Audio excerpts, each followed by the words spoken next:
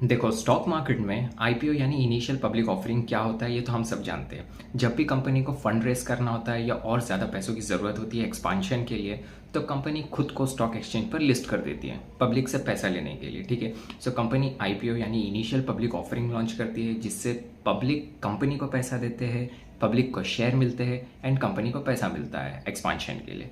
Simple. ठीक है, तो आज के इस एपिसोड में हम लोग बात करेंगे ओएफएस एंड एफपीओ के बारे में। समझेंगे इजी और सिंपल लैंग्वेज में कि आईपीओ से ओएफएस एंड एफपीओ डिफरेंट क्यों है और क्या डिफरेंसेस हैं। तो let's get started. This is Shahjahan Sheikh and welcome to Royal Multiversal Trade invest.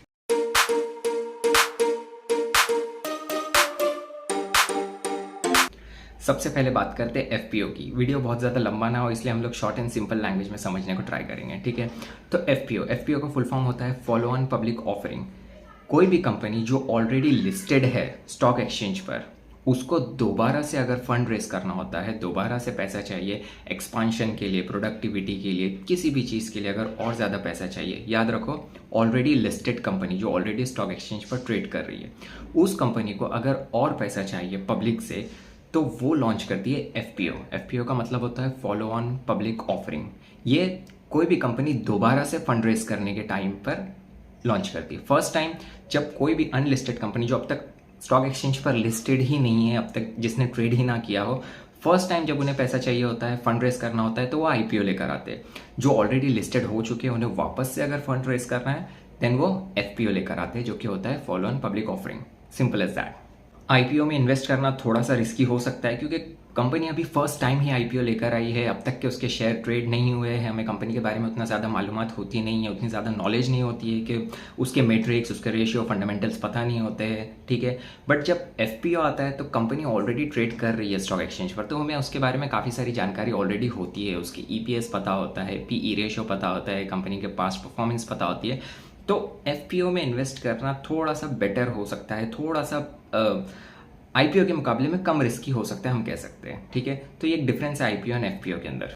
In short FPO के टाइम पे हमें कंपनी की जो ओवरऑल वैल्यूएशन होती है उसके बारे में थोड़ी सी बेटर अंडरस्टैंडिंग होती है, बिकॉज वो पहले से स्टॉक एक्सचेंज पे ट्रेड कर रही है, तो उसके काफ़ी सारे मेट्रिक्स जैसे हमें पता है, तो उसकी वैल्यूएशन निकालना थोड़ा सा ज़्यादा ईजी होता है, थोड़ा सी अंडरस्टैंडिंग हमारी बेटर हो सकती है as compared to the IPO. ठीक है, वो टाइम पे कंपनी न्यू है चूँकि, तो उतना ज़्यादा वैल्यूएशन वगैरह का अंदाज़ा लगाना हमारे लिए थोड़ा सा डिफिकल्ट हो सकता है। तो ये एक मेजर डिफरेंस है।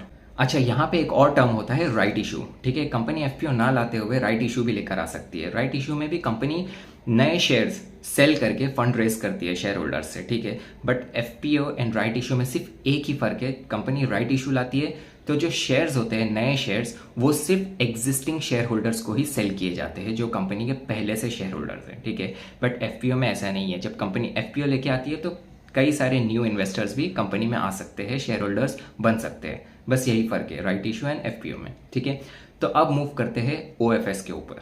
ठीक है, ओएफएस का मतलब होता है offer for sale.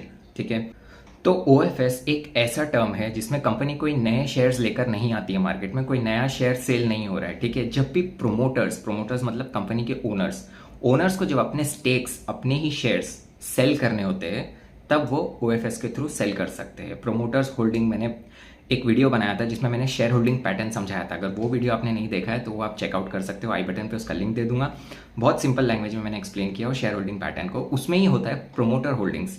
Promoters company के ओनर्स होते हैं, उनको अपने स्टेक्स, अपने शेयर्स जब सेल करने होते हैं तो वो ओएफएस के थ्रू सेल कर सकते हैं। ठीक है, अपनी होल्डिंग्स थोड़ी सी कम कर सकते हैं, फंड रेस कर सकते हैं, पैसा ले सकते हैं पब्लिक से, शेयर होल्डर्स से। ठीक है, तो वो होता है ऑफर फॉर सेल के through. That's all, it's very simple.